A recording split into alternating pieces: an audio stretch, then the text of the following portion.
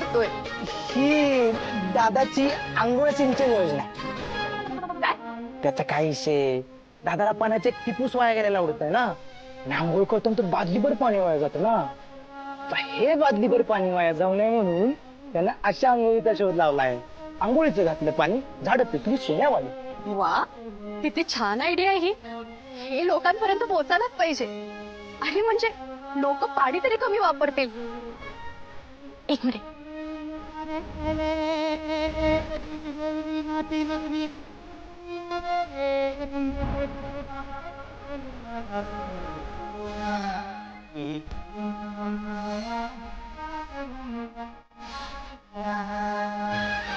तुळजा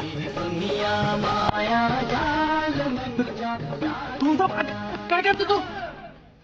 काय करतेस? शूटिंग कशाला करतेस? बंद कर ना. शांत बसा की, का शांत बसा की. माझं काय चाललंय, तुमचं काय चाललंय? लहानपणी तर माझ्या समोर अंघोळ करायचंस ना. अगं त्यावेळी लहान होतो ना, आता मोठं झालो ना मी. अगं डिलीट कर ना प्लीज, डिलीट कर ना. अरे वेड्या, तुला कळतंय तू किती कष्ट घेतोस पाणी वाचवण्यासाठी? हा व्हिडिओ तर नक्कीच व्हायरल करायला पाहिजे. अरे हा व्हिडिओ बघून जगातील कितीतरी लोक पाणी वाचवतील बघ. अगं पाणी वाचवतील की, पण माझ्या इज्जतीचं काय? अरे तसं काही होणार नाही, डोंट वरी. अगं काय डोंट वरी, अगं कर ना डिलीट. मी पाया पडतो तुझ्या, वाटल्यास कर ना. आत्या, माझ्यावर 4 बहिणींच्या लग्नाची जबाबदारी. तुला खरंच माझी मदत करायची असेल ना, तर माझ्या बहिणीला तुझ्या घरची सून करून घेशील का? दुश्मनाच्या मुलीचं पण माझ्या मुलाशी लग्न लावून देणार नाही मी. मग माझ्या भाचीचं कसं देईन? राक्षस आहे माझा मुलगा. तुझ्या बहिणीचं आयुष्य उद्ध्वस्त नाही करायचं मला. आत्या, कुठं हरवलीस?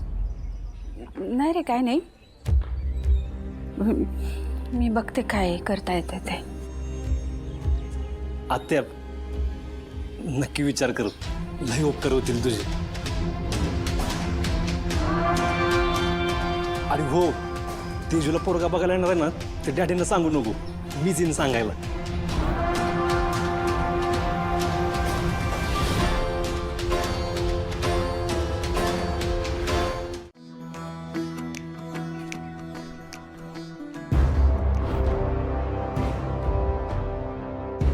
अरे औक्षवंतो, कस काय येणं केलंस? डॅडी, तेजूसाठी स्थळ घेऊन आलोय. बर, येते सोमवारी पोरगा बघायला येणार आहे. तुम्ही कार्यक्रमाला आला असतं तर. नाही म्हणजे तुमच्या मागं मी लय व्याप असतात, माहिती आहे मला. आपण तुम्ही घरातलं आहे, त्यामुळे त्या दिवशी सगळी कामं बाजूला ठेवून तुम्ही आलंच पाहिजे, माझा हट्ट आहे. अरे तेजू आम्हाला आमच्या मुलीसारखी आहे, आम्ही नक्की येऊ. आणि जर का हे लग्न ठरलं तर आम्हीच हे लग्न थाटामाटात लावून देऊ, बरं का? एवढं बोलला ना तुम्ही, अंगात 10 दिवस बळ आलं बघा. डॅडी, तुम्ही घरचं मोठं आहे, आता ही लग्न जमवायची जबाबदारी तुमची, बरं का? घेतली जबाबदारी. देव पावला म्हणायचं. डॅडी येऊ.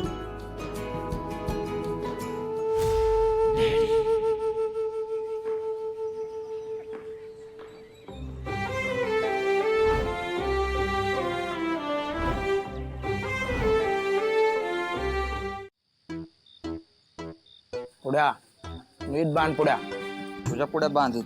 ताब्या नीट. मला आलं का रे? आजची उधारी आली का? काजू घाल का परत? इकडे बघ, काजू घाल. नाही काजू खोटं बोलतोय हा? अरे तुला किती वेळा सांगितलं ते दुकानातलं काजू खात जाऊ नको म्हणून. अरे बाबा, लई महाग असतात ते. तू 250 ग्राम काजू खाल्लं ना, आठवड्याची किती होतात, महिन्याची किती होत्यात, वर्षाची किती होत्यात, आहे का हिशोब? किती नुकसान होतंय माझं माहितीये का तुला? असं मी बहिणीच्या लग्नासाठी पैसे कसे साठवणार, त्यांची लग्न कशी करणार? दादा, त्याचं काय विषय माहितीये का? कोणतरी सांगितलंय काजू खाल्लं ना की उंची वाटते म्हणून खाते मी. वय हा तर मग आतापर्यंत तू जेवढे काजू खाल्लेत ना हा. तेवढं तू बच्चन एवढा व्हायला पाहिजे होतास की रे. तिथे पैसे खात्यात मांडून ठेव बरं का. लगेच म्हणतो दादा. तिथं मी एक एक पैसा साठवतोय आणि सगळं काजू खाऊन घालवतोय. अरे बहिणीचं लग्न म्हणजे किती मोठी जबाबदारी असते माहिती का तुला. एका भावाला जवळ 4-4 बहिणी असतात ना, तेव्हा त्याला रात्रभर झोप लागत नाही. पण बहिणींच्या काळजीने एक दिवस मी शांत झोपलेलो नाही. क्षण नेहमीचं भाषण द्यायला सुरुवात केली तेव्हा आता माझं काही खरं नाही. तर कानातनं रगातच काढतो येऊ. बहीण भावाचं नातं म्हणजे जगातलं सगळ्यात जबाबदारीचं नातं असतं. दादा एक काम कर ना, माझ्या पगारातनं निम्म पैसे काटून घे. त्यापेक्षा एक काम कर, मला पगारच देऊ नको, पण एक भाषण बंद करला का प्लीज. तर भाषण नको. नाही नाही नाही नाही, तुला कळलं पाहिजे एका भावावर बहिणीची किती जबाबदारी असते ती. बरोबर आहे दादा. सांगायला सांग, कळलं पाहिजे याला, सांग अजून. हा देवा काहीतरी कर आणि मला वाचवायच्या तावडीतून. तुला आता कोण नाही वाचवायला येणार काय. तिचे पैसे कट करायचे.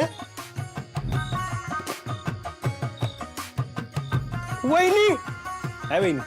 तुझा वहिनी. तर तुझा बहिणी. तुला काय वाटलं तिचं नाव घेतल्यावर तू वाचशील वय. गणवू नको मला. अरे गणवत नाही ती बघ काय बघ तिकडे बघ. काय तिकडे बघ.